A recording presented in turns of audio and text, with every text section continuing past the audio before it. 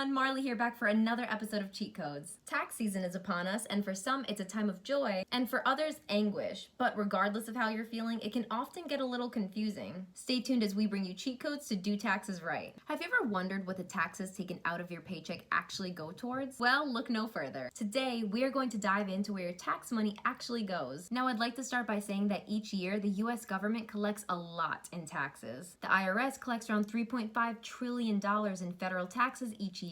Yes, you heard me right, that's trillion with a T. To put into perspective how much money that actually is, if you were to stack $1 trillion bills on top of each other, it would measure nearly 67,866 miles. This would reach more than 1/4 of the way to the moon. But back to taxes. Basically, there are three main categories that your taxes pay for. Interest on government debt, which accounts for around 8% of our tax money, mandatory spending, which accounts for about 61%, and discretionary spending, which accounts for the remaining 31%.